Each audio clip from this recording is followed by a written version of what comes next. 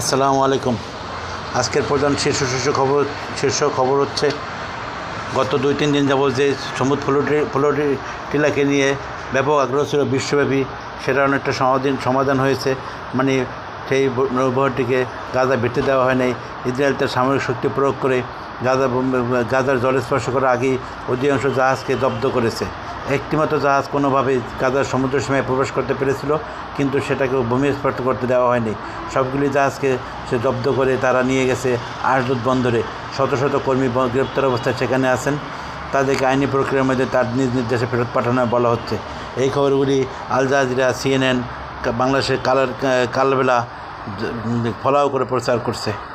এছাড়া লেবানন ভিত্তিক পত্রিকা আল মাইদান রিপোর্ট করেছে যে হিজবুল্লাহ গ্রুপ বা প্রতিরোধ গ্রুপ জানিয়েছে যে গাজার শান্তি চুক্তি ব্যাপারে ট্রাম্প যে প্ল্যান দিয়েছেন সেটাকে তারা বলছেন আত্মসমর্পণের দলিল, তাই তারা এটা মানবে না। হামাস জানিয়েছে তারা খুব আল জাজিরা আরেকটি রিপোর্ট করেছে যে হামাস জানিয়েছে তারা খুব দ্রুত তাদের মতামত জানাবে, কিন্তু এই কথা বলেন নাই যে হামাস শান্তি চুক্তি মেনে নেবে। কারণ হামাস এর আগে বলেছিল যে ট্রাম্পের শান্তি চুক্তিতে ইসরায়েল নিজস্বভাবে ব্যাপক পরিবর্তন এনেছে। আরব নিউজ বলেছে হিজবুল্লাহ আমেরিকার প্রস্তাব প্রত্যাখ্যান করছে। তারা বলেছে লেবাননে ইসরায়েল হামলা যতক্ষণ চলবে ততক্ষণ তারা এটা নিয়ে ভাববে না, আলোচনা করবে না। জেরুজালেম পোস্ট রিপোর্ট করেছে ইসরায়েলকে $230 মিলিয়ন আমেরিকা সাহায্য দিচ্ছে মূলত হিজবুল্লাহকে নিরস্ত্রকরণ এবং ফ্লোটিলাকে প্রতিরোধ করার জন্য।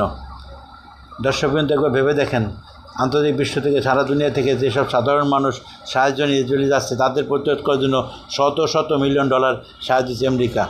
তাহলে আমেরিকার বিরুদ্ধে অ্যাকশন ছাড়া শুধু ইসরায়েলের বিরুদ্ধে নেমে আসার লাভ হবে না। ইরান যেমন আমেরিকাকেও একসাথে ধোলাই করে, সেরকমই লাগবে।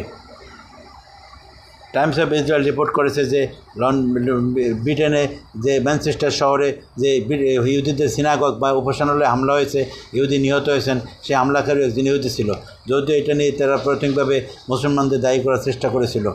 ভারতীয় আনন্দবাজার পত্রিকা রিপোর্ট করেছে দক্ষিণের অরবিন্দ নামে এক ভদ্রলোক ভারতের সর্বকনিষ্ঠ বিলিয়নিয়ার হিসেবে আত্মপ্রকাশ করেছেন। 30 বছরের বয়সী ভদ্রলোক অলরেডি $1 বিলিয়ন বেশি উপার্জন করে ফেলেছেন। এই ছিল প্রধান আজকের খবরগুলি।